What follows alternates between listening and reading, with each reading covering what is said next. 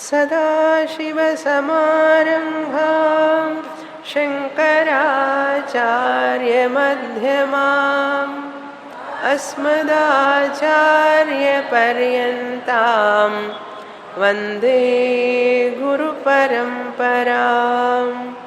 ఓం. 6వ అధ్యాయం 13వ శ్లోకం. సమం కాయ శ్రీరోగ్రీవం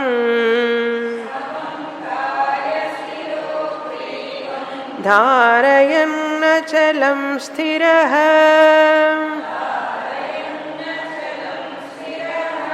సంప్రేక్ష్య నాసికాగ్రం స్వం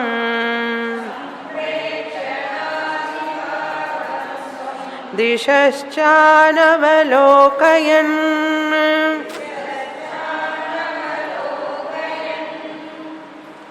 మన శాస్త్రంలో ఈశ్వర ధ్యానం గురించి చెప్పేటప్పుడు 3 రకాలుగా చెప్పబడింది. ఈశ్వర ధ్యానం లేక ఈశ్వర ఉపాసన, భగవద్ ఆరాధన. 3 రకాలుగా ఎందుకు చెప్పబడింది అంటే 3 రకములైనటువంటి సాధకులు ఉంటారు కనుక 3 రకాలైనటువంటి సాధనాలు. సాధకుణ్ణి బట్టి కదా సాధన ఉంటుంది కనుక సాధకులు ఏ విధంగా ఉంటే సాధన కూడా ఆ విధంగానే ఇవ్వాలి. కనుక ఆ 3 ఎవరు అంటే ఆ సాధకులు అధమ అధికారి, మధ్యమ అధికారి, ఉత్తమ అధికారి. అధమ అధికారి అంటే పామరుడు లాంటి వాడు, అంటే ఏమీ తెలియనటువంటి అధమ అధికారి. అంటే మేధస్సు బాగా విశాలంగా అధికంగా సూక్ష్మంగా ఎదగనటువంటి వ్యక్తి. భక్తి ఉంటుంది కానీ బుద్ధి సూక్ష్మత అధికంగా ఉండదు కనుక వాళ్ళని అధమ అధికారులు అంటారు. మధ్యమ అధికారికి కొంచెం బుద్ధి సూక్ష్మంగా ఉంటుంది. ఉత్తమ అధికారికి బాగా అధికంగా ఉంటుంది సూక్ష్మత, గ్రహించే శక్తి చాలా ఎక్కువగా ఉంటుంది, బుద్ధి తీక్ష్ణత ఉంటుంది. ఈ 3కి ఏ విధమైనటువంటి ధ్యానం ఇవ్వబడిందంటే ఏకరూప ధ్యానం అధమ అధికారులకి చెప్పబడింది శాస్త్రంలో. ఏకరూప ధ్యానం అంటే రాముణ్ణి గురించి ధ్యానం చేయడం, కృష్ణుడి మీద ధ్యానం చేయడం, ఒక రూపాన్ని పెట్టుకొని ధ్యానం చేయడం. ఆ అభ్యాసం అధమ అధికారుల కోసం, మంద అధికారుల కోసం. ఎట్లాగైతే పిల్లవాడు నడక నేర్చుకోవడానికి మనం 3 కాళ్ళ బండి ఇస్తాం చూసారా, వాడికి నడక వచ్చే వరకు 3 కాళ్ళ బండి కావాలి, ఎందుకంటే కాళ్ళల్లో శక్తి లేదు కదా. అదేవిధంగా మంద అధికారులకి మన శాస్త్రం, నాయన నువ్వు ఈ రూపాన్ని ఉపాసించు కొంతకాలం, నీకు ఇష్టమైన రూపాన్ని తీసుకో. మనకు కొన్ని ఇష్టాలు ఉంటాయి కదా, రంగు, శరీర ఛాయ, వాళ్ళ వస్త్రం రంగు, వేషం అన్నీ ఇష్టం ఉంటాయి కదా. కొంతమంది కృష్ణుడు అంటే ఇష్టం, ఎందుకంటే నెమలి పించం అంటే ఇష్టం వాళ్ళకి, అందుకని కృష్ణుడు అంటే ఇష్టం. ఆ రూపం చూస్తేనే కొంతమందికి చాలా బాగుంటుంది. కొంతమందికి శివుణ్ణి చూస్తే ఇష్టం, ఆ శివుని రూపం చూడంగానే తన్మయం అయిపోతారు, అది వాళ్ళకి ఇష్టం. కొంతమందికి ఏమో విష్ణుమూర్తిని చూస్తే, చతుర్భుజ విష్ణుమూర్తిని చూస్తే ఇష్టం. కనుక రకరకాల మనస్తత్వాలు కలిగినటువంటి వ్యక్తులకి వారి వారి రుచికి ప్రకారం, వారి రుచి ప్రకారం వారికి శాస్త్రం చెప్పింది. కనుక రూపాన్ని ధ్యానించు, ఏకరూప ధ్యానం అన్నారు. అది చాలా కాలం చేసిన తర్వాత నీకు మానసిక పరిపక్వత వస్తే, నువ్వు మధ్యమ అధికారి అవుతే అప్పుడు ఆ రూపాన్ని అన్ని చోటలా చూడగలుగుతావు. ఆ రాముణ్ణి, ఆ కృష్ణుణ్ణి అన్ని చెట్లల్లో, కొండల్లో, కోనల్లో, నదుల్లో, వాగుల్లో, వంకల్లో, ప్రతి చోట చీమ ఎన్ని చూసినా కూడా, పక్షులు, మృగాలన్నీ కూడా పరమాత్ముడి యొక్క స్వరూపంగా చూడగలిగేంత శక్తి నీకు కొంత వస్తుంది. అప్పుడు మధ్యమ అధికారి అవుతావు నువ్వు. విశ్వరూప ధ్యానం అన్నారు. అందరూ తులసిని పూజించలేరు. తులసీదేవిని, తులసి మాతని, చెట్టుని దేవుడిగా భావిస్తున్నాం. తులసి మాత అందరూ చేయలేరు. అది ఆవును పూజిస్తాం మనం, అట్లా కొన్ని కొన్ని వస్తువుల్లో భగవంతుడిని చూడగలిగే శక్తి కొంత మానసిక పరిపక్వత ఉన్నవాళ్ళకే వస్తుంది. అందరూ చేయలేరు అది. అందరు రూపాన్ని మాత్రమే ఇష్టపడతారు ఎక్కువగా. 99% ఆవుని పూజించడమనో లేకపోతే తులసిని పూజించడమనో నదిని పూజించడమనో అది తక్కువ. మన దేశంలో ఉంది కానీ మిగతా దేశాల్లో మిగతా సంస్కృతుల్లో లేదు. వాళ్ళ దేవుడు వాళ్ళ ఆచారమే వేరనుకోండి, అది వేరే విషయం. కనుక మధ్యమ అధికారికి విశ్వరూప ధ్యానం, ఉత్తమ అధికారికి అరూప ధ్యానం. ఇంకా ఎదిగి మనస్సు బాగా పరిపక్వత చెందిన తర్వాత ఉత్తమ అధికారికి ఆ భగవంతుడికి అసలు రూపం లేదు. ఆ రూపం లేనటువంటి భగవంతుడిని నువ్వు తెలుసుకొని ఆత్మగా ఆత్మధ్యానం చెయ్యి అంటుంది. దానికి చాలా పరిపక్వత కావాలి, గురువు కావాలి, శాస్త్రం కావాలి. గురువు దగ్గర అనేక సంవత్సరాలు చదివిన తర్వాత శాస్త్రం అరూప ధ్యానం చేయగలుగుతారు. ఆ స్థితికి రావడానికి ముందు ఏం చేయాలి? విశ్వరూప ధ్యానం చేయాలి. దానికి ముందు ఏకరూప ధ్యానం చేసి ఉంటే వాళ్ళకి అరూప ధ్యానం చాలా తేలికగా వంట పడుతుంది. ఇప్పుడు కృష్ణ పరమాత్మ ఈ 6వ అధ్యాయాలను చెప్పేది అరూప ధ్యానం ఉత్తమ అధికారికి. ఒకవేళ మనం అనుకుంటాం మేము ఉత్తమాధికారులం కాదండి అంటే, పోనీలే ఉత్తమాధికారి కాకపోయినా మందధికారి అనుకో, నువ్వు అదే చేస్తూ ఉండు, ఇది విను. ఒక రోజుకి నీకు మనస్సు పరిపక్వత వస్తుంది, ఒక 10 సంవత్సరాల తర్వాత. అప్పుడు నువ్వు దాంట్లో నుంచి ఎదిగి ఇక్కడికి వస్తావు అని ఉద్దేశంతో వింటారు. కృష్ణుడి మీద భక్తితో వినేవాళ్ళు ఉన్నారు భగవద్గీత. కానీ కృష్ణుడు చెప్పే తత్వాన్ని తెలుసుకోరు వాళ్ళు. కృష్ణుడు అంటే నాకు ఇష్టం అండి, కృష్ణ కాన్షియస్ వాళ్ళందరూ చదివేది అదే. వాళ్ళకి కృష్ణుడు అంటే చాలా ఇష్టం, అందుకని భగవద్గీత చదువుతారు. కృష్ణుడు చెప్పే తత్వాన్ని తెలుసుకునేయడం చాలా కష్టం. కనుక ఏకరూపంలోకి వచ్చి కృష్ణుడి మీద ప్రేమతో వచ్చినా కూడా ఆ తత్వాన్ని ఒక రోజుకి తెలుసుకుంటారు. ఏ పరిపాకం వలనో పుణ్య పరిపాకం వలన సమయం పడుతుంది. కనుక ఈ ధ్యానం అనేది యాక్చువల్గా అష్టాంగ యోగంలో మనకు బాగా చెప్పబడింది. అష్టాంగ యోగంలో చెప్పబడింది ధ్యానం. యమ నియమ, అందులో కూడా 8 మెట్లున్నాయి అష్టాంగ యోగంలో. మొదటిది యమ అంటారు, రెండవది నియమ అంటారు, మూడవది ఆసనం, 4 ప్రాణాయామం, 5 ప్రత్యాహారం. ప్రత్యాహారము చంద్రహారం లాంటిది కాదు, ప్రత్యాహారం. 6 ధారణ, 7 ధ్యానం, 8 సమాధి. ఈ అష్టాంగ యోగంలో చెప్పినటువంటి అన్నీ కూడా కృష్ణ పరమాత్మ ఇక్కడ చాలా క్రోడీకరిస్తున్నారు. అందుకని మీకు అష్టాంగ యోగం గుర్తు చేస్తున్నా నేను. ఇప్పుడు ఈ అధ్యాయంలో అరూప ధ్యానంలో ఉత్తమాధికారికి అష్టాంగ యోగంలో చెప్పినటువంటి మెట్లు ఉన్నాయి చూసారా, అవి చాలా ఇక్కడ కృష్ణ పరమాత్మ ఉపయోగిస్తున్నారు. యమ అంటే ఏవి మనం చెయ్యకూడదు, బహిరంగ సాధన అని అన్నాను చూసారా, కొన్ని విలువలు పాటించాలి మనిషి.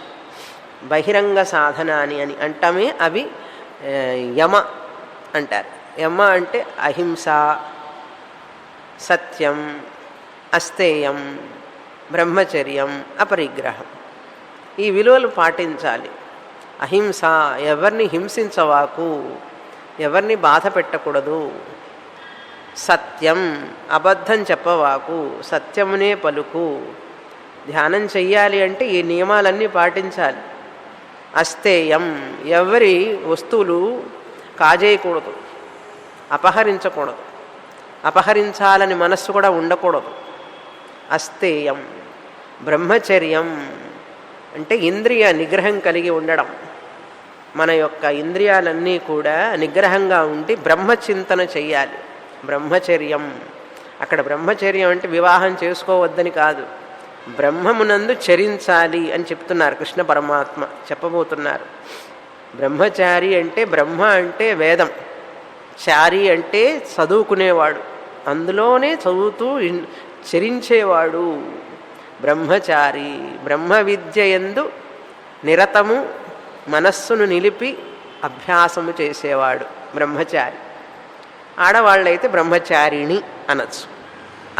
అహింస, సత్యం, అస్తేయం, బ్రహ్మచర్యం, అపరిగ్రహం. ఎక్కువగా వస్తువుల్ని చేర్చుకోకూడదు. అన్నీ మనం చేర్చుకుంటుంటాం, మనకు తెలియకుండానే వస్తుంటాయి అవి. మన ఇంట్లో పెరిగిపోతూ ఉంటాయి వస్తువులన్నీ. అవి చేర్చుకున్నప్పటి నుంచి మనస్సు అంతా వాటి మీదనే ఉంటుంది. నువ్వు ధ్యానం చేయాలనుకున్న వాడివైతే తగ్గించుకో వస్తువులన్నీ. అపరిగ్రహం, పరిగ్రహం చెప్పి పంపించేయి. ఇంటికి వెళ్ళి చూసుకోండి ఏమేమి ఉన్నాయి అనవసరమైన అంటే చెప్పి పంపించేయి. ఇంటికి వెళ్ళి చూసుకోండి ఏమేమి ఉన్నాయి అనవసరమైన అంటే ఎన్నొస్తాయో చెప్పు. ఖాళీ అవుతుంది ఇల్లు. మనం కనుక అవి చూస్తే అన్ని వస్తువులు మనకు అనవసరమైనవి ఇంట్లో ఉన్నాయి. ఇప్పుడు తెలియకుండానే బందీ పెట్టుకుంటాం అన్నమాట. అవన్నీ బందీలం అయిపోతాం తర్వాత. గృహస్థ అంటే అదే, గృహంలో ఉండేవాడు గృహస్థుడు. గృహంలో ఈయన ఉంటున్నాడా, ఆయనలో గృహం ఉంటుందా అనేది సందేహం వస్తుంది తర్వాత. మనం గృహంలో ఉంటాం, కొంతకాలం తర్వాత గృహంలో ఉన్న విషయాలన్నీ మన మనస్సులో ఉంటాయి. అంటే గృహం మనలో ఉంటుంది. మనం గృహంలో ఉండడం కంటే కూడా మన గృహంలో విషయాలన్నీ మన మనస్సులో ఉంటాయి. అందుకని గృహస్థ అనేటువంటిది రెండు విధాలుగా చెప్పుకోవచ్చు. అపరిగ్రహం. రెండవది ఏమిటి? నియమం. బహిరంగ సాధనాలు. నియమం అంటే, నియమాలు అంటే ఏమేమి చెయ్యాలి. శౌచం, శుద్ధంగా ఉండాలి. శరీరం, మనస్సు, ఆలోచనలు, మాటలు అన్నీ శుద్ధంగా ఉండాలి. శౌచం. సంతోషం రెండవ నియమం. సంతోషం అంటే ఎప్పుడు తృప్తిగా ఉండాలి, సంతోషంగా ఉండాలి. అది లేదు ఇది లేదు అని చెప్పి దిగులు పడుతూ ఉండకూడదు. ఉన్నదాంతోనే ఆనందంగా తృప్తిగా ఉండడం అన్నమాట. అది సంతోషం అంటే. శౌచం, సంతోషం. తపస్సు, ఏకాదశి వ్రతం, ద్వాదశి వ్రతం, మౌనం, ఇట్లాంటివన్నీ పాటిస్తూ ఉండాలి. చేస్తే అది తపస్సు అంటారు. ఉపవాసం ఉండడం అన్నమాట. మౌనంగా ఉండడం తపస్సు. తర్వాత స్వాధ్యాయం, ప్రతిరోజు పారాయణం చేయడం. భగవద్గీత పారాయణము, రామాయణ పారాయణం, భాగవతము, భారతము, ఏదో ఒకటి చదవాలి రోజు కొద్దిసేపు, ఉదయం సాయంత్రం. మనం ఈ సంస్కృతి సంబంధించిన వాళ్ళం కనుక మనకి ఈ సంస్కృతి సంబంధించినటువంటి భగవద్గీత, ఉపనిషత్తులు, విష్ణు సహస్రనామం, లలితా సహస్రనామం ప్రతిరోజు ఒక పారాయణం ఉండాలి. కొంచెంసేపు స్వాధ్యాయం. తర్వాత ఈశ్వర ప్రణిధానం, ఈశ్వరుణ్ణి ధ్యానించడం, ఈశ్వరుణ్ణి పూజించడం. ప్రతిరోజు ఈశ్వర పూజ ఉండాలి. దీపారాధన చేయడం, నైవేద్యం పెట్టడం, ఉదయం సాయంత్రం కూడా దీపారాధన చేయడం, ఆ భగవంతుణ్ణి ఆరాధించడం. ఈశ్వరార్పణం, ఈశ్వరారాధనం. శౌచ, సంతోష, తపస్సు, స్వాధ్యాయ, ఈశ్వర ప్రణిధాన, 5 నియమాలు. ఇవన్నీ 10 కమాండ్మెంట్స్ ఆఫ్ హిందూయిజం అంటారు. ఎట్లాగైతే క్రిస్టియానిటీలో వాళ్ళకి 10 కమాండ్మెంట్స్ ఉన్నాయి కదా, మనకు కూడా హిందూయిజంలో ఉన్నాయి 10 కమాండ్మెంట్స్. కానీ జనానికి తెలియదు. ఈ 10 కూడా మన హిందూ ధర్మంలో కమాండ్మెంట్స్, 10 కమాండ్మెంట్స్. ఇవన్నీ కూడా పతంజలి చెప్పినవి, శాస్త్రంలో చెప్పినవి. తైత్రీయోపనిషత్తుల్లో అనేక ఉపనిషత్తులో చెప్పిన విషయాలే ఆయన చెప్పారు. తైత్రీయోపనిషత్తులో సత్యం వద, ధర్మంచర, అక్కడ చెప్పినవి ఆయన అష్టాంగ యోగంలో చెప్పారు అంతే. కనుక ఇవి యమ నియమాలు. ఇవి కనుక పాటిస్తే ధ్యానం చేయడం మనకు సులభం. తర్వాత ఆసనం. ధ్యానం చేయాలంటే ఒక ఆసనంలో కూర్చునేటటువంటి సిద్ధి కావాలి. ఆసన సిద్ధి అంటారు. ప్రతిరోజు కొన్ని ఆసనాలు వేసామనుకోండి, యోగాసనాలు, చిన్నప్పటి నుంచి అభ్యాసం చేస్తే కదలకుండా ఒక ఆసనంలో కనీసం అరగంట, గంట కూర్చోగలుగుతాం. కాళ్ళు అటు ఇటు తిప్పుకోకుండా, కదలకుండా, మెదలకుండా కూర్చోగలిగినటువంటి శక్తి ఉంటే కదా మనస్సు ధ్యానం మీద నిలుపుతాం. విషయం మనకు ఆ ధ్యానం మీద నిలపాలి అంటే మనస్సుని, శరీరం నిలిచి ఉండాలి, శరీరం దృఢంగా ఉండాలి, శరీరం ఆరోగ్యంగా ఉండాలి. అందుకని యోగాసనాల వల్ల మనకు ప్రయోజనం ఉంటుందని చెప్పి అష్టాంగ యోగంలో 3వ మెట్టుగా ఆసనాలు చెప్పబడినాయి. ఆ ఆసనం అంటే ఇక్కడ కూడా మనం ధ్యానంలో కూర్చునేటప్పుడు కాళ్ళు బారజాపుకొని కూర్చోలేం కదా. ఏదో ఒక సిద్ధాసనమో సుఖాసనంలోనో కూర్చుంటే మనస్సు చక్కగా నిలుస్తుంది. కనుక ఆ ఆసనాలు వేయడం వల్ల, ఈ అష్టాంగ యోగ ఆసనాలు వేయడం వల్ల ధ్యానంలో ఒక ఆసనంలో మనం కదలకుండా కూర్చోగలుగుతాం. అలా చిన్నప్పటి నుంచి పూజ అలవాటు ఉన్నవాళ్ళు రోజు దేవుడి దగ్గర కూర్చుంటే గంట అరగంట సేపు వాళ్ళకి అలవాటు ఉంటుంది, ధ్యానం చేయడం ఈజీ. ఈ రోజుల్లో ఏమీ లేవు. ఇప్పుడు యోగా చేసేవాళ్ళు కూడా అందరూ కింద కూర్చోకుండా నిల్చునే యోగాలు చేస్తున్నారు, కుర్చీ మీద కూర్చుండే యోగాలు చేస్తున్నారు. కూర్చుని చేసేవాళ్ళు చాలా తక్కువ. మాకు ఈ విధంగా చెప్పండి, వాళ్ళకి తగినట్లు చెప్పాల్సి వస్తున్నది యోగా. ఇప్పుడు పద్మాసనం వేసి కూర్చోమంటే టీచర్లే కూర్చోలేకపోతున్నారు పద్మాసనంలో, నేర్పే వాళ్ళకి ఏం నేర్పుతారు? కనుక పద్మాసనం, సుఖాసనం, వజ్రాసనం, సిద్ధాసనం, ఆసన స్థితి, యమ నియమ ఆసనం, ప్రాణాయామ. ప్రాణాయామం కృష్ణ పరమాత్మ చెప్పారు 5వ అధ్యాయంలో. ఆ ప్రాణాయామం కూడా మనకి ధ్యానానికి ఎంతో ఉపయోగపడుతుంది అని. అంటే మన శ్వాసని నిగ్రహించడం, శ్వాసని ఒక పద్ధతిలో చేయడం అన్నమాట. ఉచ్ఛ్వాస నిశ్వాసాలని ఒక పద్ధతిగా చేయడం ప్రశాంతంగా. అలా చేయగలిగితే ఎప్పుడు నిటారుగా కూర్చొని చేయాలి. అది నిటారుగా కూర్చోవాలంటే ఆసనం చేయాలి రోజు. ఆసనాలు వేస్తే కానీ నిటారుగా కూర్చోలేం, నిటారుగా కూర్చుంటే కానీ ప్రాణాయామం చేయలేం. ఎలా కూర్చొనైనా ప్రాణాయామం చెయ్యొచ్చు, అది వేరే విషయం. ఎట్లా కూర్చున్నా గాలి తీసుకుంటున్నారా లేదా? గాలి తీసుకుంటాం, కానీ సరైనటువంటి పద్ధతిలో గాలి తీసుకోవడం అనేది దానికి ఒక నియమం ఉన్నది. కనుక ఆసనం అన్నారు. ప్రాణాయామం తర్వాత ప్రత్యాహారం. ధ్యానానికి ముందు ఆయన 7వ మెట్టు చెప్పబోతున్నారు ధ్యానం పతంజలి. ఆ 7వ మెట్టు ధ్యానానికి ముందు నువ్వేం చేయాలి? ప్రత్యాహారం, ఇంద్రియాలను నిగ్రహించు. అదే చెప్తున్నారు కృష్ణ పరమాత్మ ఇక్కడ కూడా. సమంకాయం శిరోగ్రీవం అన్నారు కదా, అది అష్టాంగ యోగంలో చెప్పినటువంటి ఆసనం. ధారయన్ అచలం స్థిర సంప్రేక్ష నాసికాగ్రం స్వం అంటే ప్రత్యాహార. ఇంద్రియాలన్నింటినీ బయటికి పోకుండా లోపలికి మరల్చు. అవలోకయన్, బయట వాటిని అనవలోకయన్, లోపల అవలోకయన్. నీ ఆత్మదర్శనం, ఆత్మని చింతన చెయ్యి, అన్నిటినీ ఇంద్రియాలను లోపలికి తీసుకొచ్చి అని చెప్తున్నారు ఇక్కడ. కనుక ప్రత్యాహార. అలా చేయగలిగినప్పుడు ఏమవుతుందంటే ధారణా శక్తి వస్తుంది. మనం సూదిలో దారం గుచ్చాలి అంటే ఆ దారాన్ని ఎట్లా బాగా మెలిచిన తర్వాత చిన్నగా గుచ్చేస్తాం ఈజీగా. అదేవిధంగా మా మనస్సు కూడా ఏకాగ్రంగా ఉంటే ధారణ చేయగలుగుతాం. అంటే మనస్సుని ఫోకస్ చేయడం అన్నమాట, కాన్సన్ట్రేట్ చేయడం అంటారు ధారణ. ఒకే దాని మీద స్టడీగా మనసును ఉంచితే ధారణ అంటారు. అలా ఉంచగలగాలి. అలా ఉంచగలిగిన వాళ్ళే ధ్యానం చేయగలరు. అందుకని ధారణ అభ్యాసం ముందు, ధ్యానానికి ముందు. ఆ ధారణ చెయ్యాలి అంటే ప్రాణ సామ్యం ఉండాలి, శరీర సామ్యం ఉండాలి. శరీర సామ్యానికి ఆసనాలు, ప్రాణ సామ్యానికి ప్రాణాయామ, ధ్యానం చేయడానికి ధారణ. మనస్సుని అదే విషయం మీద ఉంచడం చాలాసేపు. చాలాసేపు అంటే కనీసం అరగంట, 20 నిమిషాల నుంచి అరగంట వరకు ధ్యానం చేయగలిగితే, ఆ ధారణ నిలపగలిగితే ధ్యానానికి మనం అర్హులం అవుతాం. ఆ ధారణ అనేక సార్లు చేసిన తర్వాత ప్రతిరోజు మనకు లగ్నం అవుతుంది మనస్సు ఒక ధ్యాన విషయం మీద. అందుకని ఏకరూప ధ్యానం, విశ్వరూప ధ్యానం అనేక సంవత్సరాలు చేసిన వాళ్ళకి ఈ ఆత్మధ్యానం చాలా సులభం. శాస్త్ర పఠనం సులభం, శాస్త్ర విషయాన్ని గ్రహించడం సులభం. అందుకని మన వాళ్ళు చక్కగా రోజు పూజ, పునస్కారం, అనుష్ఠానం ఇవన్నీ చేసేవాళ్ళు. ప్రాణాయామం, ఆసనాలు అన్నీ వేసేవాళ్ళు. ఇప్పుడు మన పొద్దున్న లేస్తే ముందు టీవీతో మొదలవుతుంది మన లైఫ్, న్యూస్ పేపర్తో మొదలవుతుంది. మనకు అభ్యాసాలు ఏముండవు.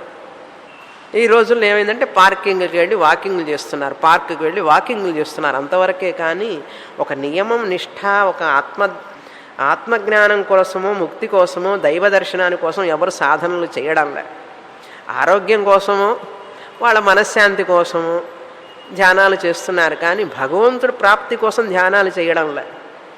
ధ్యానం చేస్తే బీపీ తగ్గుతుందని చేస్తున్నారు, పోనీ అట్లన్నా చేస్తున్నారు, అది వేరే విషయం. కనుక భగవద్ధ్యానం భగవంతుడి కోసం, భగవద్ దర్శనం కోసం, మోక్షం కోసం యోగ సాధనం. అంతేగాని యోగ సాధనం నీ హెల్త్ అనేది బై ప్రోడక్ట్. శారీరక ఆరోగ్యం, మానసిక ఆరోగ్యం బై ప్రోడక్ట్, అది వస్తుంది, బోనస్ అది. అందుకని ధారణ ధ్యాన చేయడం వల్ల సమాధి స్థితిలోకి వెళ్ళిపోతాం. సమాధి స్థితి అంటే ఏమిటి? మనస్సు మమేకమైపోతుంది ఆ రూపంలో. ఏకరూప ధ్యానం అయితే ఆ రూపం నేను ఒకటైపోతాం మానసికంగా. విశ్వరూప ధ్యానం అయితే అంతా విశ్వం అంతా నేనుగా పరమాత్మ స్వరూపంగా భావిస్తాం.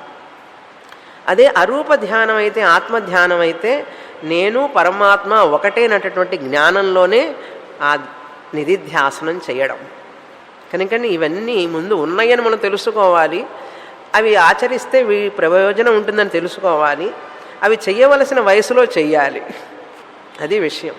చెయ్యవలసిన వయసులో చేస్తే ప్రయోజనం ఉంటుంది, ఎక్కువగా ఉంటుంది, ప్రయోజనం పూర్తిగా ఉంటుంది.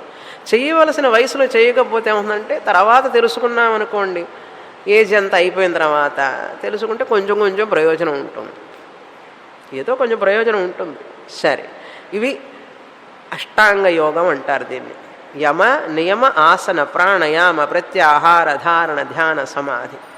ఆ పేర్లు నేరుగా చెప్పకపోయినా కృష్ణ పరమాత్మ అవన్నీ ఇక్కడ ఉపయోగిస్తున్నారు. అది అష్టాంగ యోగం యొక్క గొప్పతనం.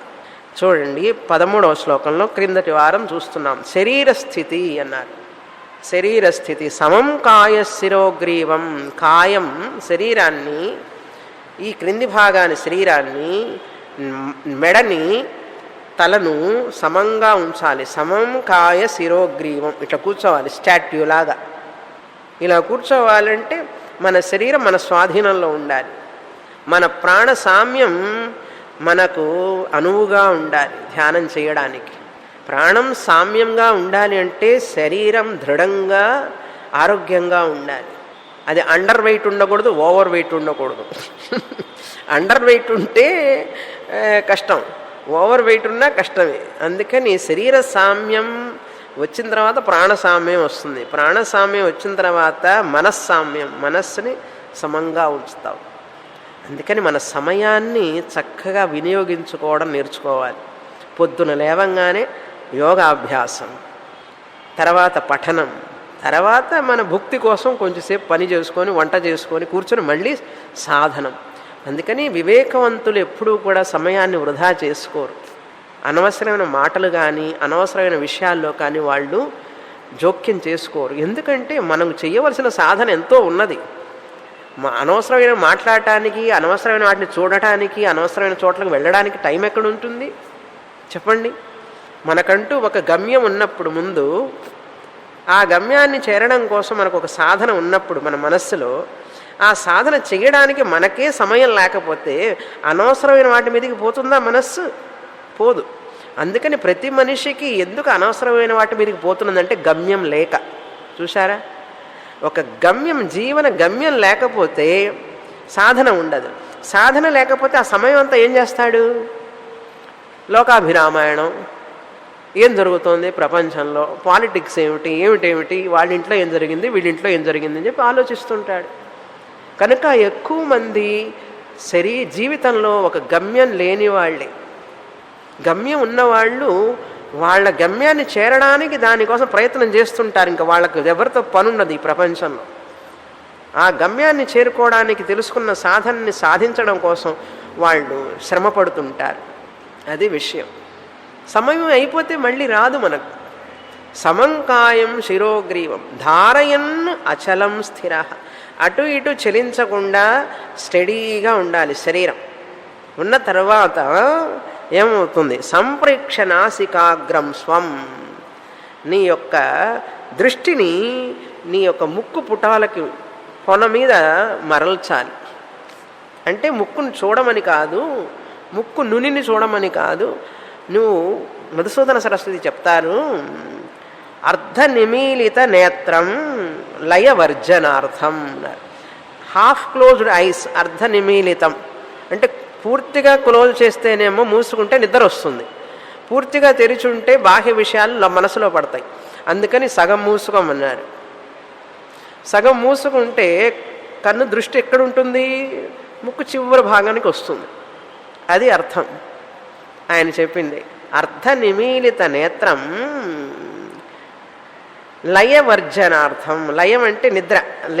నిద్ర రాకుండా ఉండడం కోసం కళ్ళు అర్ధ నిమీలిత నేత్రం.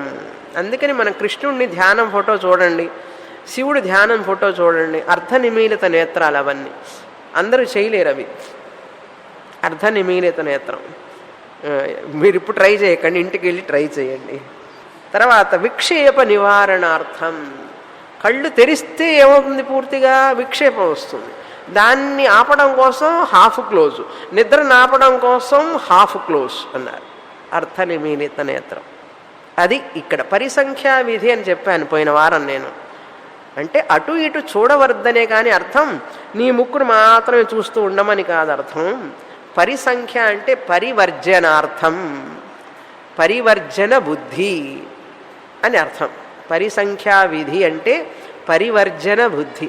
పరివర్జనం అంటే ఏమంటే వదిలిపెట్టు, మిగతా విషయాలను వదిలిపెట్టు.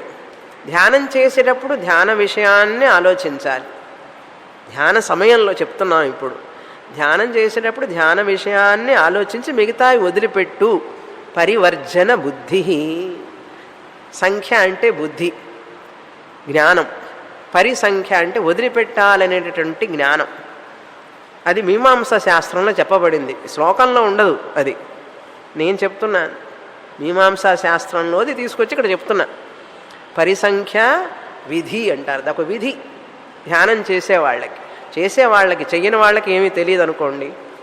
కూర్చొని రోజు ధ్యానం చేసేవాళ్ళకి ఇవన్నీ రుచిస్తాయి. చెయ్యని వాళ్ళకి ఏమందంటే ఏదో చెప్తున్నారు బాగానే ఉంది అనిపిస్తుంది. ఇది ఇంద్రియ నిగ్రహ, ఇంద్రియ స్థితి అని పేరు. స్వం నాసికాగ్రం అనవలోకయన్. స్వం నాసికాగ్రం చ అనవలోకయన్ అంటే బాహ్య విషయాలను చూడకుండా. అనవలోకయన్ బాహ్య విషయాలను చూడకుండా అంటే ఇక్కడ ఏం చెప్పుకోవాలి, మనం పాజిటివ్గా చెప్పుకోవాలి. బాహ్య విషయాలను చూడకుండా అనేది నెగిటివ్ ప్రజెంటేషన్. పాజిటివ్గా చెప్పుకోవాలి అంటే దిశాంశ అవలోకనం అంతరీకుర్వన్. అటు ఇటు చూసే దృష్టిని, ఆ దిక్కులు చూస్తుంటుంది కదా మనస్సు, కళ్ళు ఇవన్నీ దిక్కులు చూస్తుంటే దిక్కులు చూసే కళ్ళని అంతరీకుర్వన్ లోపలికి మరల్చాలి. ఆ దృష్టిని లోపలికి మరల్చాలి. దిశాంశ అవలోకనం అంతరీకుర్వన్. ఆ దిక్కులు ఈ దిక్కులు చూసేటటువంటి కళ్ళని లోపల హృదయంలో ఉన్న ఆత్మ వైపు తిప్పాలి. కళ్ళని తిప్పలేం. కళ్ళు మూసుకుంటే మనస్సు దాని మీద నిలుస్తుంది. కళ్ళు బయటికి పోతుంటే మనస్సు వెనకాల పరిగెడుతుంది. చూడండి, ఇక్కడ లాజిక్ ఏంటంటే బయట విషయం చూస్తే ఆ మనస్సు ఆ కళ్ళ ద్వారా బయటికి వెళుతుంది. కళ్ళు మూసుకున్నాం అనుకోండి, ఏ విషయాలు చూడకుండా ఆత్మచింతన చేస్తూ ఉంటే మనస్సు బయటికి పోదు, మనస్సు నిలుస్తుంది. కళ్ళు బయటికి పోవడం అంటే ఏంటి, కళ్ళ ద్వారా మనస్సు పోతుంది అని అర్థం. కళ్ళు మూయడం వలన చెవులు వినకుండా ఏవి ఈ ఆత్మచింతన చేస్తూ ఉంటే మనస్సు ఇంకేం చేస్తుంది, బయటికి పోలేదు, అది ఆత్మ మీదనే ఉంటుంది, ఆత్మచింతనం చేస్తుంది. ఇవి కొన్ని దశాబ్దాలు చేయాలి. ఇట్లా టీనేజ్ నుంచి మొదలు పెడితే 30 ఏళ్ళు వచ్చేసరికి ధ్యానం అంటే ఏమిటని అర్థమవుతుంది. 15 ఏళ్ళు 16 ఏళ్ళ వయసులో మొదలు పెడితే 25 ఏళ్ళు 30 ఏళ్ళు వచ్చేటప్పటికి ఒక ధ్యానంలో ఒక మంచి పట్టు వస్తుంది. కానీ ఇప్పుడు ఏం చేస్తున్నారు జనం అందరూ, 60 ఏళ్ళ వయసులో ధ్యానం మొదలు పెడితే ఏమొస్తుంది చూడండి, ఎంత కష్టము. కష్టం అనుకుంటే కష్టం, లేకపోతే లేదు. ఈజీయే అంటే చేయదలుచుకుంటే. అందుకని ఎవరో చెప్పారు, ముసలివాడు ఎవరయ్యా, వయసు కలిగిన వాడు ఎవరయ్యా అంటే, ముసలివాడైనా కూడా ఎప్పుడు ఉత్సాహంగా చురుకుగా ఇంకా ఉంటారో వాళ్ళు యువకులతో సమానం. యువకుడు అయి ఉండి కూడా ఎప్పుడు నిరుత్సాహంగా మనమా ఏం చేస్తాం, మనకేం రాదు అంటే వాడు ముసలివాడితో సమానం. కానీ మన వయస్సు మన మనస్సు మీద ఆధారపడి ఉంటుంది. అర్థమైందా? మన వయస్సు మన మనస్సు మీద ఆధారపడి ఉంటుంది. కనుక మీరు చిన్నవాళ్ళ పెద్దవాళ్ళ మీరే నిర్ణయించుకోండి. ఇప్పుడు తర్వాత శ్లోకం, తర్వాత 14లో బుద్ధిస్థితి గురించి చెప్తున్నారు. ప్రశాంతాత్మా విగతభీః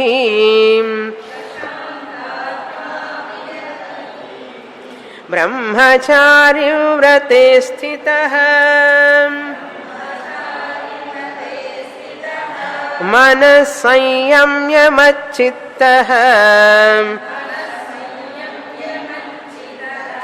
యుక్త ఆసీత మత్పరః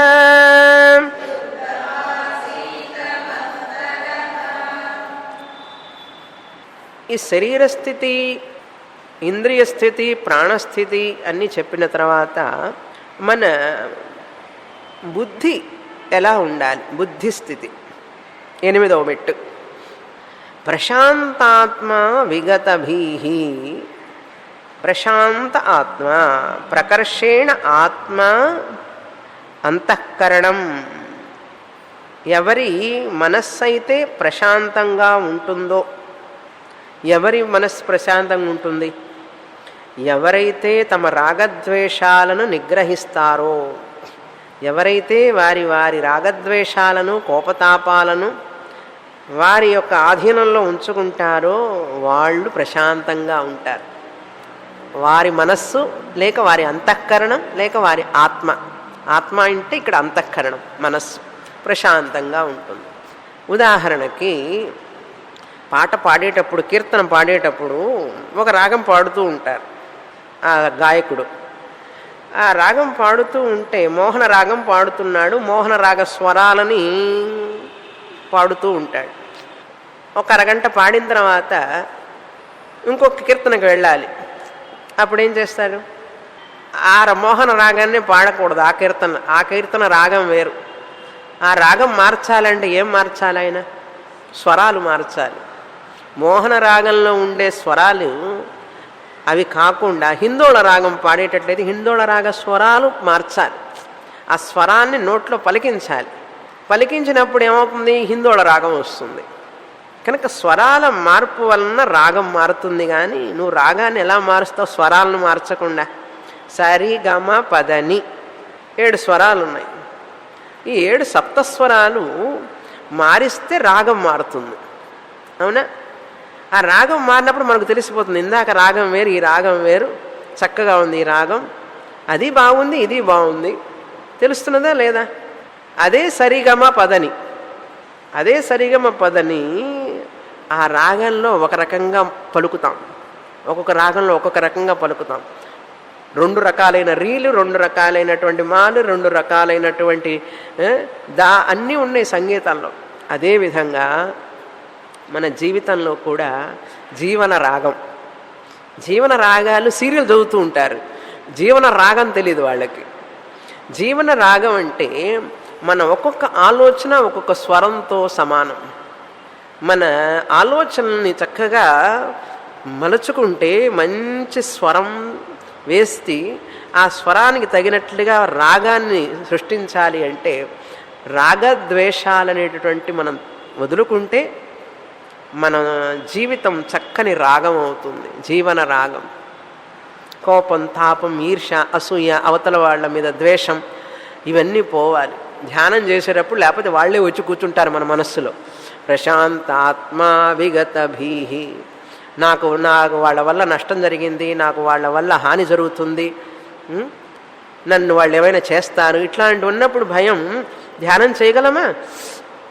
మనకి ఎవరైతే మనం శత్రువులుగా భావిస్తున్నామో, ఎవరినైతే మనం ద్వేషిస్తున్నామో తెలియకుండా మనస్సులో, నిజంగా మనం ద్వేషించే వ్యక్తికి నష్టం లేదు. అసలు మనం ద్వేషిస్తున్నామని కూడా వాళ్ళకి తెలియదు. చూడండి విచిత్రం. ద్వేషించేవాడు, ద్వేషింపబడేవాడు. ద్వేషింపబడేవాడికి పాపం నిజంగా తెలియదు వీడు మనల్ని ద్వేషిస్తున్నాడని. కనుక ద్వేషించేవాడికి కష్టం. యాక్చువల్గా ద్వేషిస్తున్నాడు చూసావా ఒక వ్యక్తిని, ఎప్పుడు ఆ వ్యక్తి వల్ల ద్వేషిస్తున్నాడు. ఆ ద్వేషం వల్ల ఏమవుతుందంటే లోపల మనస్సు కలుషితం అయిపోతూ ఉంటుంది. నన్ను బాధ పెట్టారు, నన్ను చాలా ఇబ్బంది పెట్టారు, నన్ను ఇట్లా చేశారు, అట్లా చేశారు అని మనం ఆలోచిస్తున్న కొద్దీ అసలు వాళ్ళు మనల్ని ఎప్పుడూ మర్చిపోయినారు. మనం మాత్రం రోజు ధ్యానం చేస్తుంటాం. దానివల్ల ఎవరికి నష్టం? మనకే నష్టం. మన ప్రశాంతత ఉండదు మనస్సుకి.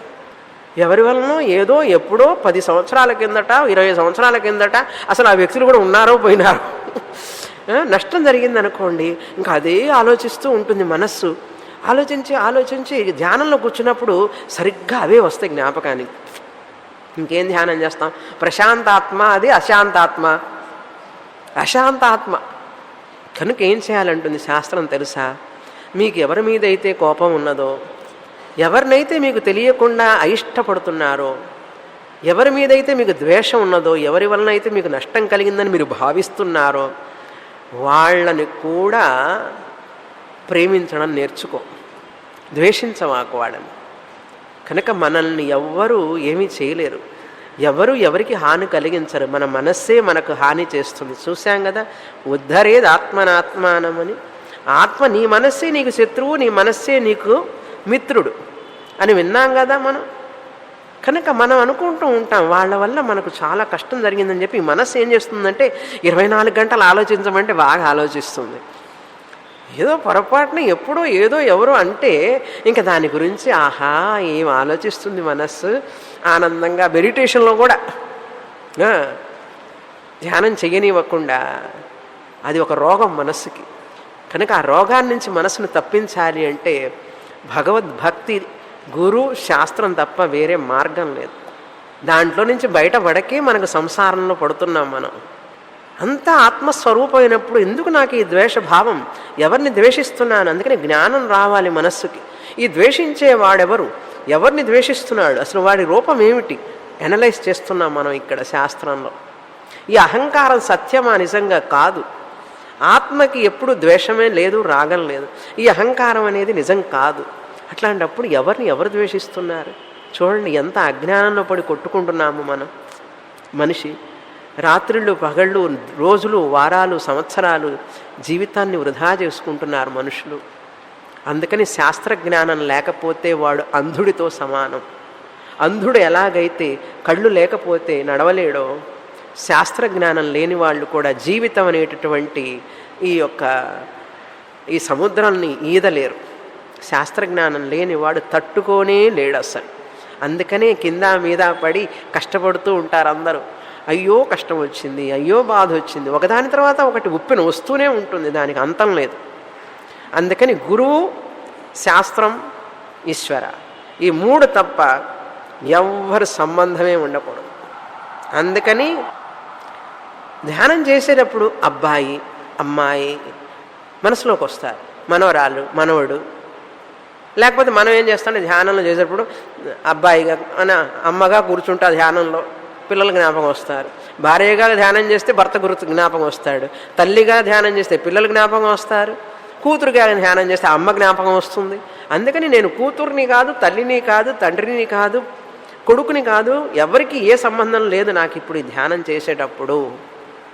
ఈశ్వరుడితో తప్ప నాకు ఎవరితో సంబంధం లేదు. ఎంత ప్రియమైన భార్య అయినా సరే నాకు సంబంధం లేదు. ఎప్పుడు అరగంట సేపు ధ్యానం చేసేటప్పుడు నేను ఎవరితో సంబంధం కలిగి ఉన్నాను? మహా సంబంధం ఉంటే గురు, ఈశ్వర, అంతేగాని ఇంకెవ్వరూ లేదు. ఇంకా ధ్యాన పరాకాష్ఠ కిందప్పుడు ఈవెన్ గురు, శాస్త్రం కూడా. నా శాస్త్ర నా శిష్య, నా శాస్త్ర నా శిష్య నా శాస్త్రం అంటే ఎవ్వరూ లేరు.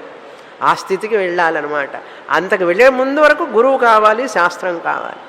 ఇవన్నీ వదిలిపెట్టాలంటే, లేకపోతే వదిలిపెట్టలేము. పట్టుకొని పీకుతూనే ఉంటారు. ప్రపంచం మనల్ని లాగుతూనే ఉంటుంది. అది కృష్ణ పరమాత్మ ఇక్కడ చెప్తున్నారు.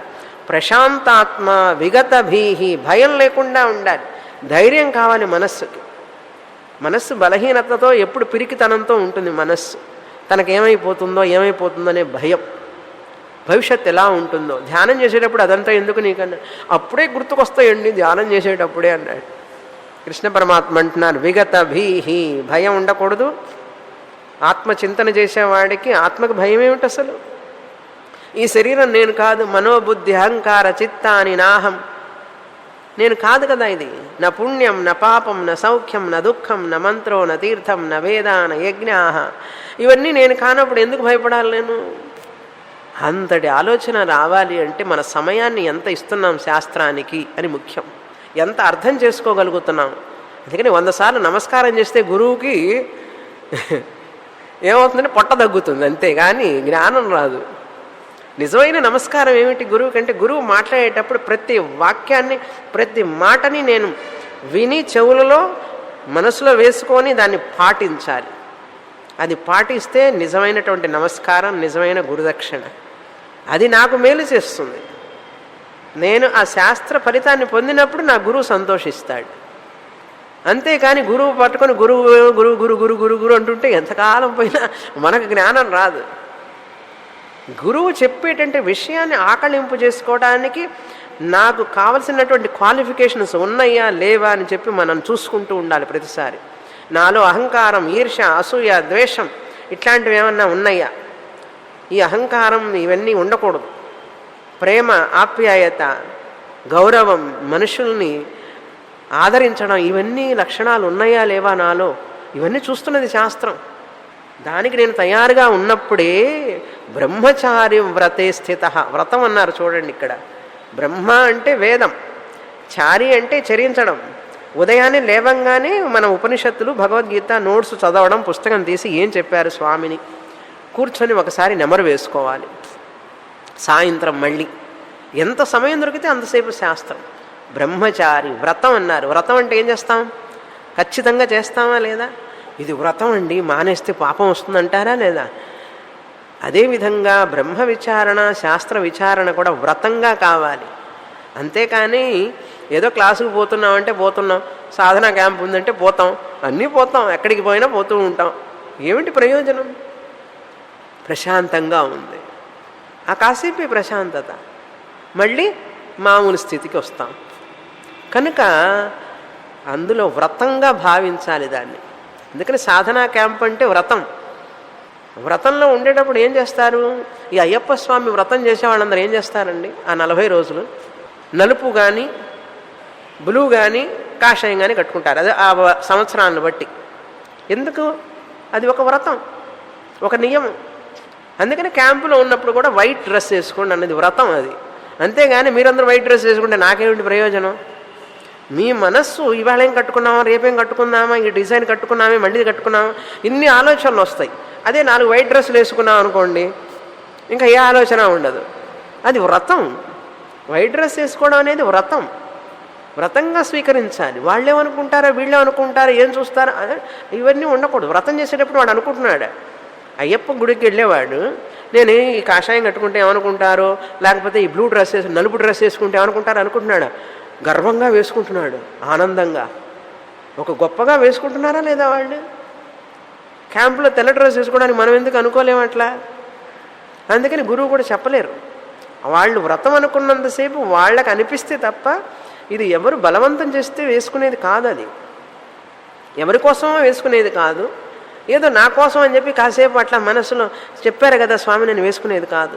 దేవుడి దగ్గర కూర్చొని వాళ్ళు ఆ యొక్క వస్త్రాన్ని తీసుకుని 40 రోజులు వేసుకుంటున్నాడా లేదా చూడండి. మరి ఎందుకని?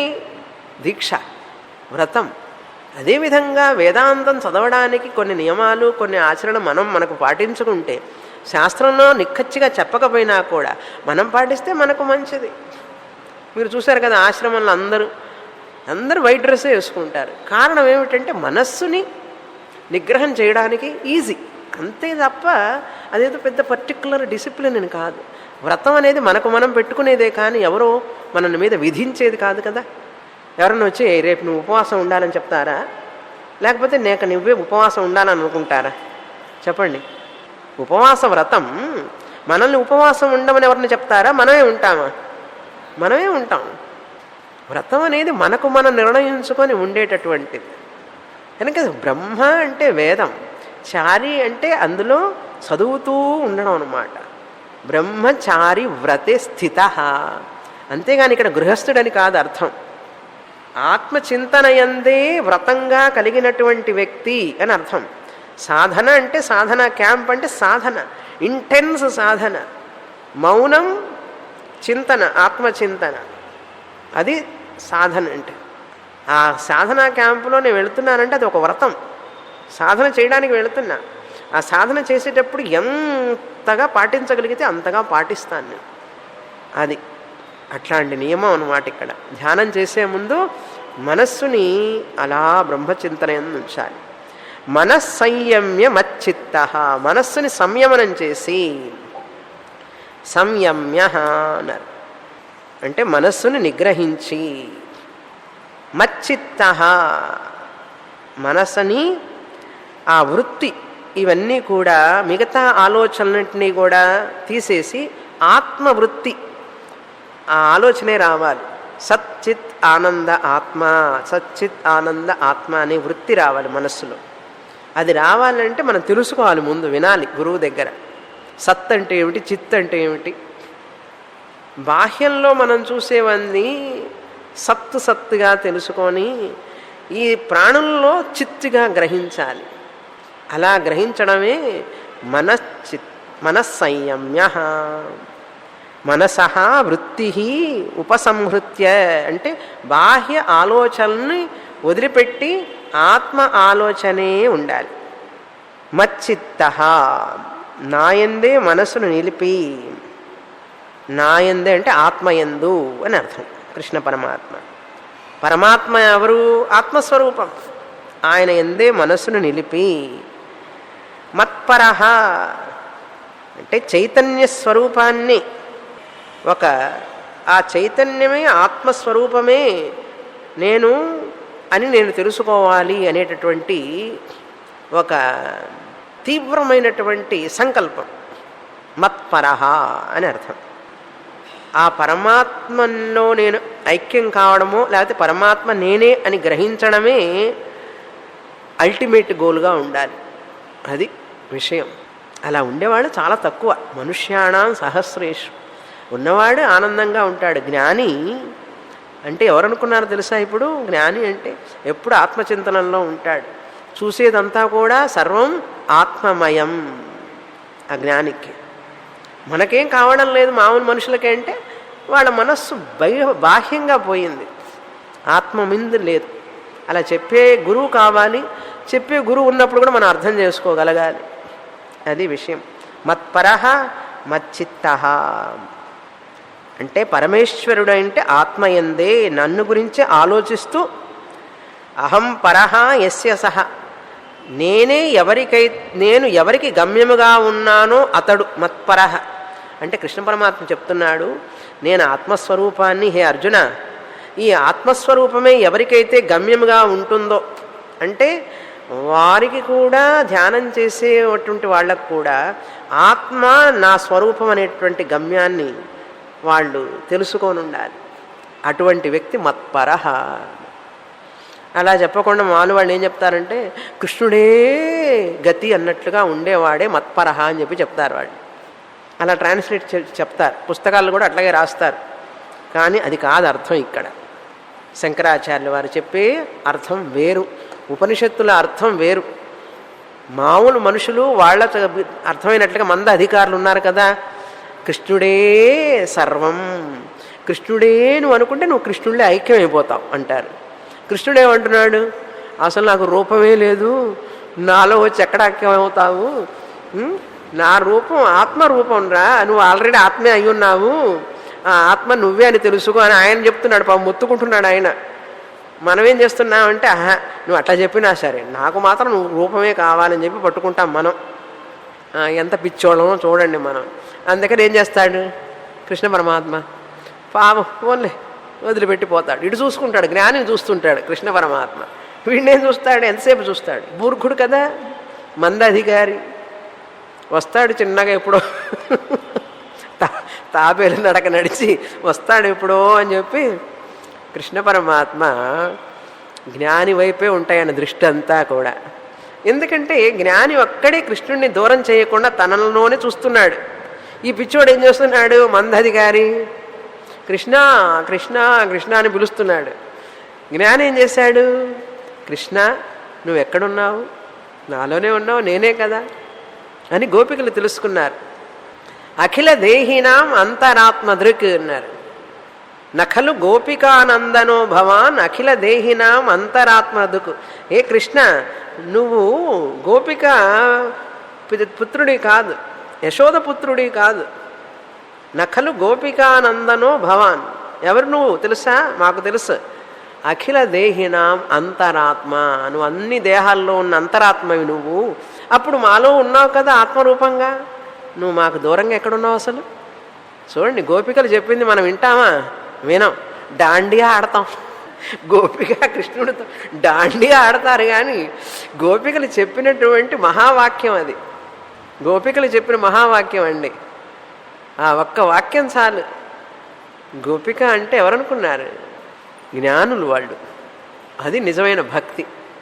ఎక్కడి నుంచి వచ్చారు వాళ్ళు ఆ భక్తికి? ఏకరూపంలో నుంచి కృష్ణ ఏకరూపాన్ని పూజించి అంతటా కృష్ణుడిని చూసి ఆత్మని గ్రహించారు. ఎప్పుడు గ్రహించారు? వాళ్ళ అహంకారాన్ని వదిలిపెట్టారు, వాళ్ళ అభిమానాన్ని వదిలిపెట్టాడు. వాళ్ళ శరీర ధ్యాస, మన ధ్యాస, గృహధ్యాస ఏమీ లేదు వాళ్ళకి. అంతటి ధ్యాస అనాత్మ మీద వాళ్ళకి పోయింది కనుకనే వారికి ఆత్మ జ్ఞానాన్ని ప్రసాదించాడు కృష్ణ పరమాత్మ. మనకు పోదే, క్లాసు మీద క్లాసు విన్నా కూడా. అందుకని భక్తిలో కరిగిపోవాలి మొదట మనిషి. భక్తి భక్తి భక్తి నిండిపోవాలి మనస్సు. ఆ శుద్ధమైన భక్తిలో అప్పుడు ఏమవుతుందంటే మనకు అహంకారం తగ్గుతుంది. అహంకారం తగ్గినప్పుడు గురువు చెప్పే వాక్యాలు మనకు వంట పడతాయి. మన అహంకారం పోనంత వరకు గురువు మాట్లాడినా కూడా మనకు జ్ఞానం రాదు. జ్ఞానం రాకపోతే ఏమవుతుందంటే దుఃఖపడుతుంటాం ప్రతిసారి. మచ్చిత్త మత్పర మనస్సంయమ్య.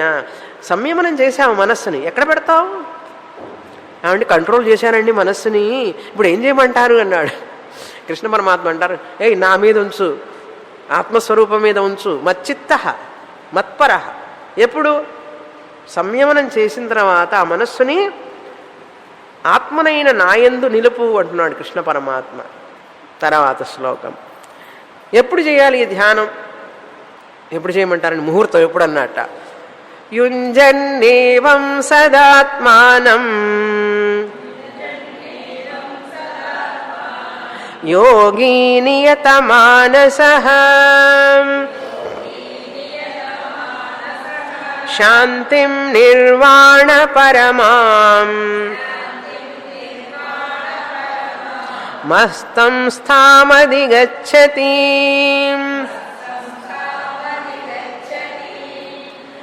ఏవం యుంజన్.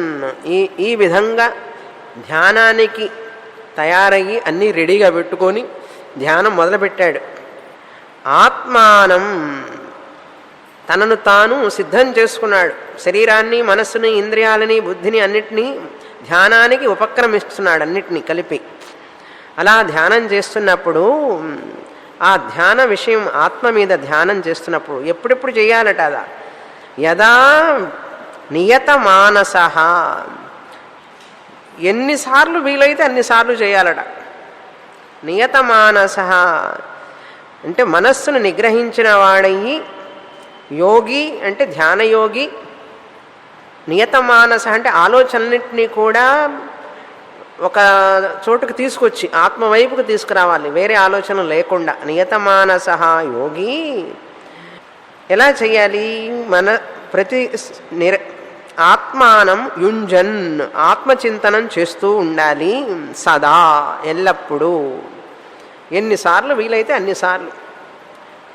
ఏవం సదా ఆత్మానం యుంజన్ యోగి నియతమానస అంటే మనస్సును నిగ్రహించిన వాడై సదా ఎల్లప్పుడూ ఎన్నిసార్లు వీలైతే అన్నిసార్లు ఆత్మచింతనం చేస్తూ ఉంటే ఆయన శాంతిం నిర్వాణం అధిగచ్చతి, శాంతిని పొందుతాడు. శాంతి అంటే ఉపరతి.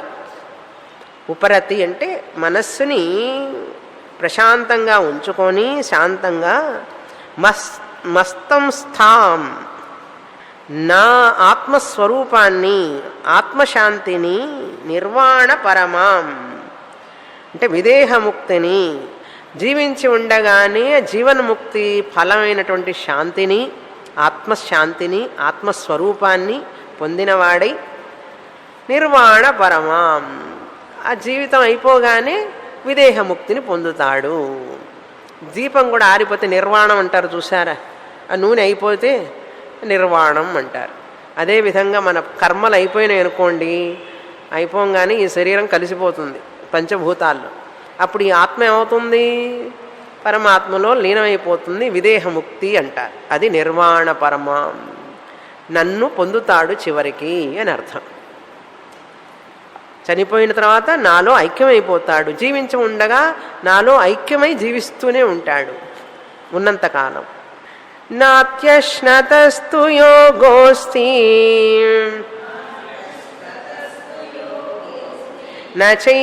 నైకాంతమనశ్నతః నచాతి స్వప్నశీలస్య జాగ్రతో నైవ చార్జున. ఈ 10 నుంచి 15 శ్లోకాల వరకు అంతరంగ సాధనాలు చెప్పారు. మళ్ళీ కృష్ణ పరమాత్మ బహిరంగ సాధనానికి వస్తున్నారు. ఏమిటి ఆ బహిరంగ సాధనములు అంటే, ఇంకా కొన్ని డిసిప్లిన్స్ చెప్పవలసి ఉన్నవి. 5వ శ్లోకానికి ముందు చెప్పాను, మళ్ళీ చెప్తున్నాను అంటున్నారు.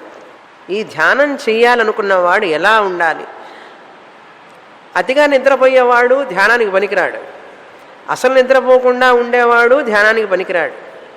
అతిగా తినేవాడు ధ్యానానికి పనికిరాడు. అసలు తినకుండా ఉపవాసాలు చేసేవాళ్ళు ధ్యానానికి పనికిరారు. మరి ఎవరయ్యా పనికి వస్తారంటే మోడరేట్, ఎవరైతే మితంగా అన్ని పాటిస్తుంటాడో. న అత్యశ్నతస్తు యోగ అస్తి. అతి అశన, పొద్దున మధ్యాహ్నం సాయంత్రం మధ్య మధ్యలో తింటూనే ఉంటారు చూడండి. అతిగా తింటుంటారు కొంతమంది. రుచి ఆపలేము టంగుని. ఏం తినాలి, ఎప్పుడు తినాలి, ఎంత తినాలని ఒక నిగ్రహం లేకపోయిన వాళ్ళకి ధ్యానానికి వాళ్ళు అనర్హులు అన్నారు. అంటే నాలుకని కంట్రోల్ చేసుకో. న అత్యశ్నతస్తు. అత్యశ్న అంటే అతిగా తినేవాడు. అతీత్య అశ్నత అత్యశ్నత అంటే అవసరానికి మించి తినేవాడు, అతిగా తినేవాడు అని అర్థం. నా అనశ్నత అసలు తిననివాడు. ఉపవాసం అంటూ ఉంటూ ఏకాదశి వ్రతం ఉపవాసం, ద్వాదశి ఉపవాసం చెప్పి కొంతమంది ఉపవాసాలు చేస్తూనే ఉంటారు. తలనొప్పి వచ్చి, మైగ్రేన్లు వచ్చి, అల్సర్లు వచ్చి బాధపడుతుంటారు. తర్వాత అతిగా ఉపవాసాలు చేసేవాళ్ళు కొంతమంది, అతిగా తినేవాళ్ళు కొంతమంది. వీళ్ళిద్దరు అనర్హులు అంటున్నారు. ధ్యాన యోగం చేయడానికి, శాస్త్రం చదవడానికి వీళ్ళు అనర్హులు.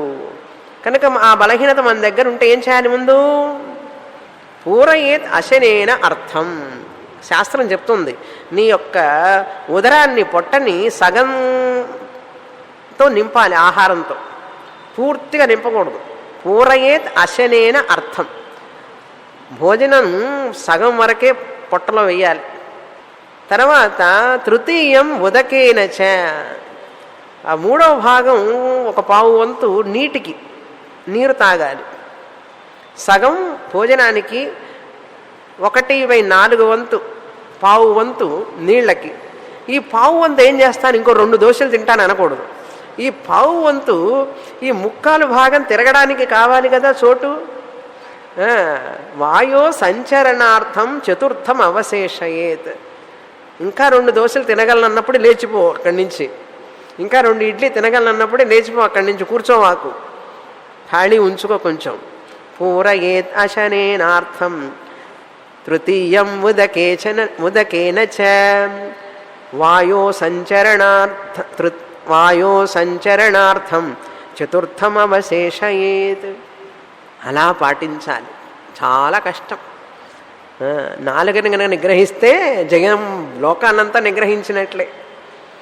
మాట్లాడే నాలుక, తినే నాలుక 2 పనులు చేస్తుంది. ఇది అన్ని ఇంద్రియాలు ఒక పని చేస్తుంటే ఇది 2 పనులు చేస్తున్నది. What to talk, when to talk, how to talk, how much to talk. ఏం మాట్లాడాలి, ఏం మాట్లాడకూడదు, ఎవరితో మాట్లాడాలి, ఎంత మాట్లాడాలి, నియమం ఉండాలి. ఏం తినాలి, ఏం తినకూడదు, ఎప్పుడు తినాలి, ఎలా తినాలి, నియమం ఉండాలి. అలా లేనప్పుడు ఏమీ ప్రయోజనం ఉండదు. అర్థమైందా? అందుకని ముందు వెయిట్ చూసుకోవాలి. ఎన్ని కిలోలు ఉన్నాను ఎక్స్ట్రా తగ్గించుకోవాలి. వెంటనే వెయిట్ తగ్గాలి. ఎన్నిసార్లు అనవసరంగా మాట్లాడుతున్నాను తగ్గించుకోవాలి. ఈ 2 చేస్తే మిగతావన్నీ వాటంతట అవే వస్తాయి. పూర్ణమద పూర్ణమిదం పూర్ణాత్ పూర్ణముదచ్యతే పూర్ణస్య పూర్ణమాదాయ పూర్ణమేవావశిష్యతే. ఓం శాంతి శాంతి శాంతి. హరి ఓం. శ్రీ గురుభ్యో నమః. హరి ఓం.